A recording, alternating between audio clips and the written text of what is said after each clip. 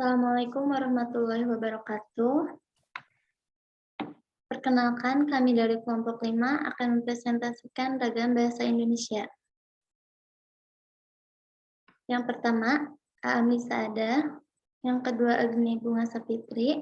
Lalu ada Anggil Yonika, Dwi Agung Subagja, Maria Maisila Mahdani, Nur Paulinda, dan Tiara Putri Nurwahyuni. Untuk yang pertama, saya persilakan kepada Dwi Agung yang akan menyampaikan.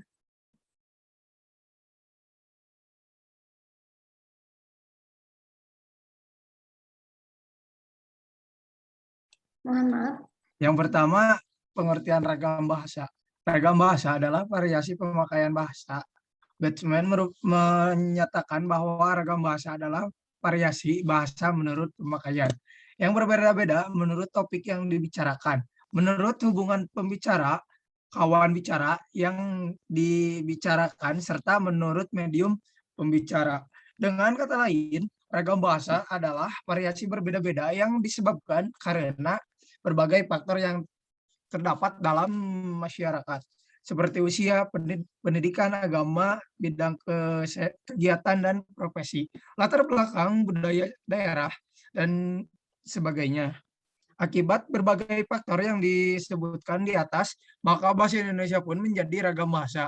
Keller membagi ragam bahasa Indonesia menjadi 7 ragam bahasa, diantaranya yaitu ragam bahasa yang bersifat perorangan. Ragam bahasa ini disebut dengan istilah ideologs.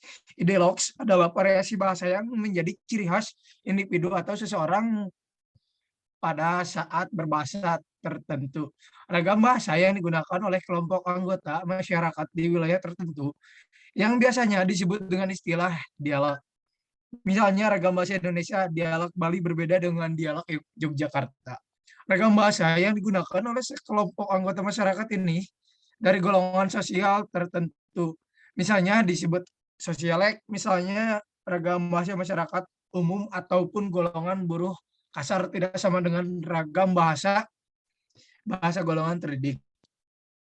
Ragam bahasa yang digunakan dalam kegiatan suatu bidang tertentu, seperti kegiatan ilmiah, sastra, dan hukum.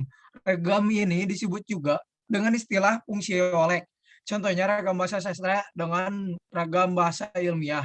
Ragam bahasa sastra biasanya penuh dengan ungkapan atau kiasan, sedangkan ragam bahasa ilmiah biasanya bersifat logis dan estok. Ragam bahasa yang bisa digunakan dalam situasi formal atau situasi resmi disebut dengan istilah baku atau bahasa standar. Bahasa baku atau bahasa standar adalah bahasa yang dijadikan dasar hukum atau yang dijadikan standar. Bahasa baku biasanya dipakai dalam bahasa resmi seperti dalam perundang-undangan, surat penyuratan, dan rapat resmi, serta tidak dipakai untuk segala keperluan tetapi hanya untuk komunikasi resmi, wawancara teknis, pembicaraan di depan umum, dan pembicaraan yang dihormati. Di luar itu dipakai ragam bahasa tidak baku. Ragam bahasa yang digunakan dalam situasi informal atau tidak resmi bisa disebut dengan istilah ragam non baku atau non standar. Dalam ragam ini, kaidah-kaidah tata bahasa seringkali dilanggar. Ragam bahasa yang digunakan secara lisan yang biasa disebut bahasa lisan. Ya, terima kasih atas waktunya. Saya kembalikan lagi pada moderator. Terima kasih kepada Dwi. Selanjutnya saya persilakan kepada Agni yang akan menyampaikan. 1. Ragam bahasa berdasarkan cara berkomunikasi. A. Ragam lisan. Ragam lisan adalah bahasa yang dihasilkan alat ucap dengan fonem sebagai unsur dasar. Dalam ragam lisan, kita berurusan dengan tata bahasa, kosakata, dan lafal. Dalam ragam bahasa lisan ini, pembicara dapat memanfaatkan tinggi rendah suara atau tekanan, air muka, gerak tangan, atau isyarat untuk mengungkapkan ide. Karakteristik ragam bahasa lisan. Memalukan orang kedua teman bicara, tergantung situasi kondisi, ruang, dan waktu, tidak harus memperhatikan unsur gramatikal, hanya perlu intonasi serta bahasa tubuh. Berlangsung cepat, sering dapat berlangsung tanpa alat bantu, kesalahan dapat langsung dikoreksi, dapat dibantu dengan gerak tubuh dan mimik wajah serta intonasi dipengaruhi oleh tinggi rendahnya suara. B. Ragam tulis. Ragam tulis adalah bahasa yang dihasilkan dengan memanfaatkan tulisan dengan huruf sebagai unsur dasarnya. Dalam ragam tulis, kita berurusan dengan tata cara penulisan dan kosakata. Dengan kata lain, dengan ragam bahasa tulis, kita tuntut adanya kelengkapan unsur kata seperti bentuk kata ataupun susunan kalimat, ketepatan pilihan kata, kebenaran penggunaan ejaan, dan penggunaan tanda baca dalam mengungkapkan ide. Karakteristik ragam bahasa tulis tidak kedua bicara bersifat objektif, tidak tergantung kondisi, situasi, dan ruang serta waktu, mengemban konsep makna yang jelas, harus memperhatikan unsur gramatikal, berlangsung lambat, jelas struktur bahasanya, susunan kalimatnya juga jelas dan runtut. Selalu memakai alat bantu, kesalahan tidak dapat langsung dikoreksi, tidak dapat dibantu dengan gerak tubuh, dan mimik muka hanya terbantu dengan tanda baca.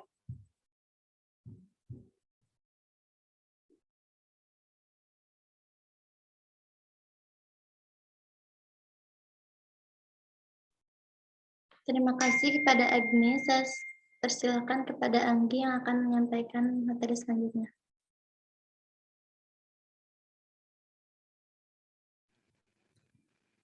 Ragam bahasa berdasarkan situasi dan pemakaiannya. A. Ragam bahasa baku.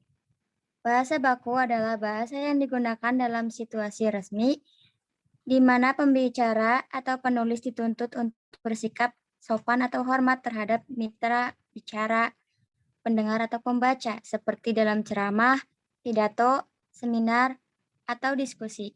Dalam bentuk tulisan, bahasa baku digunakan terutama dalam buku-buku pembelajaran atau buku teks di berbagai lembaga pendidikan.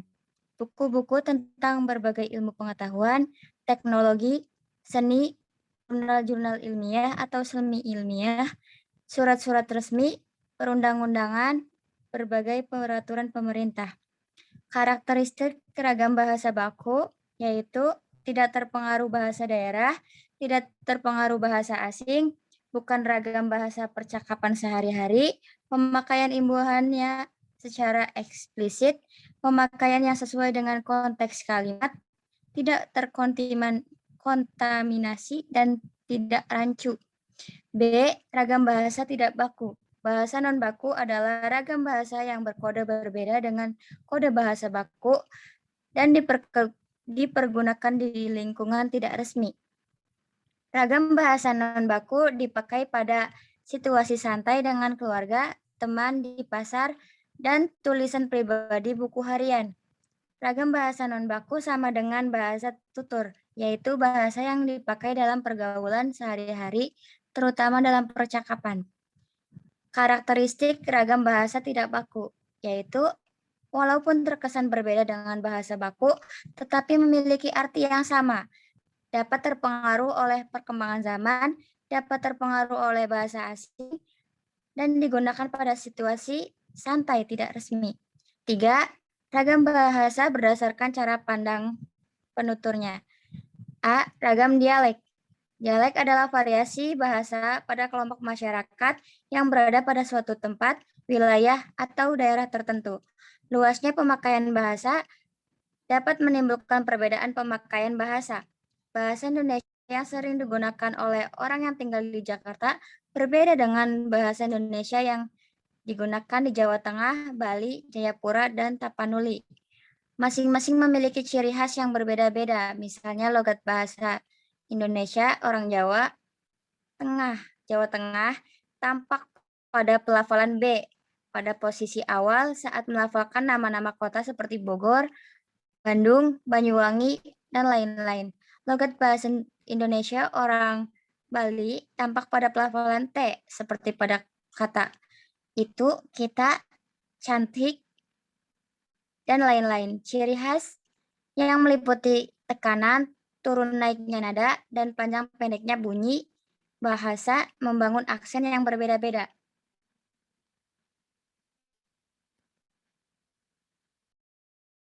Terima kasih kepada Anggi yang telah menyampaikan. Selanjutnya saya persilakan kepada Nur Paulinda yang akan menyampaikan materi selanjutnya.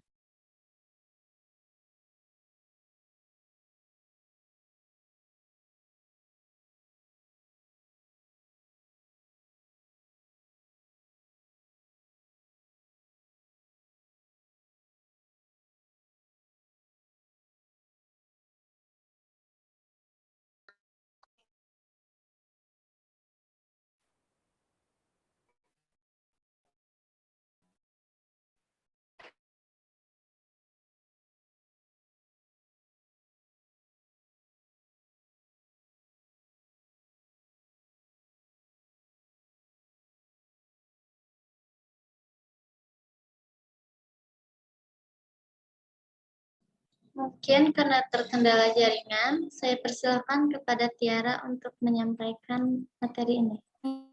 Sudah ada. Oh iya, dipersilakan kepada Nur Paulinda.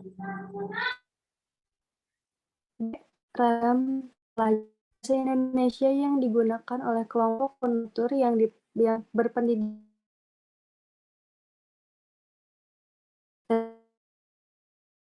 berasal dari bahasa misalnya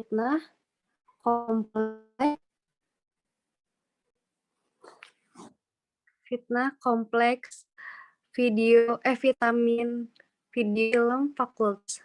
Penutur yang tidak berpendidikan mungkin akan mengucapkan fitnah kompleks, vitamin, video, film, fakultas. Perbedaan ini juga terjadi dalam bidang tata bahasa. Misalnya, membawa seharusnya membawa, nyari seharusnya mencari. Selain itu, bentuk kata dalam kalimat pun sering meninggalkan awalan yang seharusnya dipakai. C. Ragam resmi. Ragam resmi adalah bahasa yang digunakan dalam situasi resmi, seperti pertemuan-pertemuan, peraturan-peraturan, dan undangan-undangan. Ciri-ciri ragam bahasa resmi. 1. Menggunakan unsur gramatikal secara eksplisit dan konsisten, menggunakan imbuhan secara lengkap, menggunakan kata ganti resmi, menggunakan kata baku, menggunakan EYD, menghindari unsur kedaerahan. D. Ragam tidak resmi. Ragam tidak resmi adalah bahasa yang digunakan dalam situasi tak resmi seperti dalam pergaulan dan percakapan pribadi, Ciri-ciri ragam bahasa tidak resmi kebalikan dari ragam bahasa resmi. Ragam bahasa tidak resmi ini digunakan ketika kita berada dalam situasi yang tidak normal. Ragam bahasa resmi atau tidak resmi dibentukkan oleh tingkat keformalan bahasa yang digunakan. Semakin tinggi tingkat kebakuan suatu bahasa, berarti semakin resmi bahasa yang digunakan. Sebaliknya, semakin rendah pula tingkat keformalannya, makin rendah pula tingkat kebakuan bahasa yang digunakan. Contoh, bahasa yang digunakan oleh bawahan kepada atasan adalah bahasa resmi, sedangkan bahasa yang digunakan oleh anak muda adalah ragam bahasa santai atau tak resmi. Jika ditelusuri lebih jauh, ragam berdasarkan cara pandang penutur dapat dirinci lagi berdasarkan ciri, yaitu kedaerahan, pendidikan, sikap penutur, sehingga di samping ragam yang tertera di atas, terdapat pula ragam menurut daerah, ragam menurut pendidikan, dan ragam menurut sikap penutur. Ragam menurut daerah akan muncul jika para penutur dan mitra komunikasinya berasal dari suku atau etnik yang sama. Pilihan ragam dan beralih jika para pelakunya multi etnik atau suasana berubah, misalnya dari tak resmi menjadi resmi. Terima kasih kepada Nur Paulinda. Selanjutnya kepada Tiara, dipersilakan.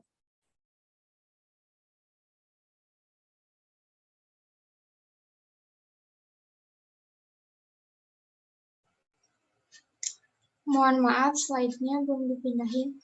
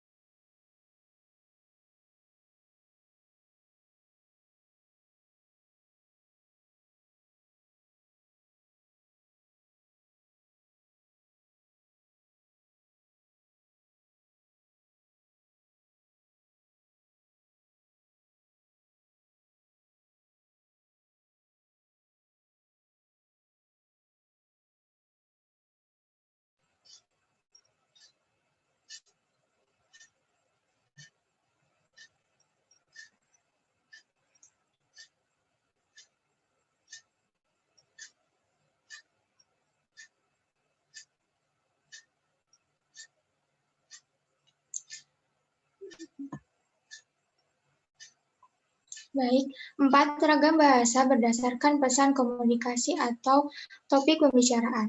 A. Ragam politik. Ini berisi kebijakan yang dibuat oleh penguasaan dalam rangka menata dan mengatur kehidupan masyarakat. Dengan sendirinya, penguasaan merupakan salah satu sumber penutur bahasa yang mempunyai pengaruh yang besar dalam pengembangan bahasa di masyarakat. B. Ragam hukum adalah bahasa Indonesia yang corak penggunaan bahasanya khas dan dalam dunia hukum. Meningkat fungsinya mempunyai karakteristik tersendiri. Oleh karena itu, bahasa hukum Indonesia seharusnya mempunyai syarat khas dari bahasa hukum adalah penggunaan kalimat yang panjang dengan pola kalimat luas. Diakui bahwa bahasa hukum Indonesia tidak terlalu memperhatikan sifat dan ciri khas bahasa Indonesia dalam strukturnya. Hal ini disebabkan karena hukum Indonesia pada umumnya didasarkan pada hukum yang ditulis pada zaman penjajahan Belanda dan ditulis dalam bahasa Belanda. Namun, terkadang sangat sulit menggunakan kalimat yang pendek dalam bahasa hukum karena dalam bahasa hukum kejelasan norma-norma dan aturan terkadang membutuhkan penjelasan yang lebar. Jelas kriterianya, keadaannya, serta situasi yang dimaksud. Ciri-ciri ragam bahasa hukum. Yang pertama, mempunyai gaya bahasa yang khusus, 2. Luas dan eksak karena menghindari kesamaran dan ketaksaan.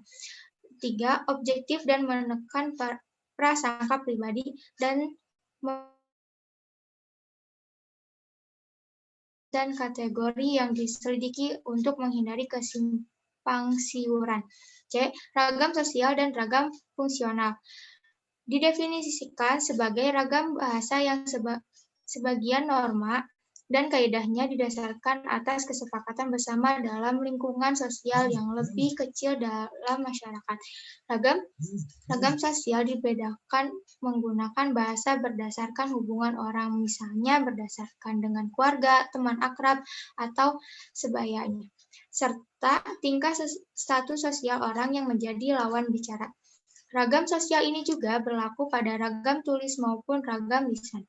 Sebagai contoh, orang tak akan sama dalam menyebut, tetapi tak akan melakukan itu juga jika berbicara dengan orang yang status sosialnya lebih tinggi ataupun kepada orang tua. Ragam fungsional sering juga disebut ragam profesional, merupakan ragam bahasa yang diakhirkan dengan profesi, lembaga, lingkungan kerja,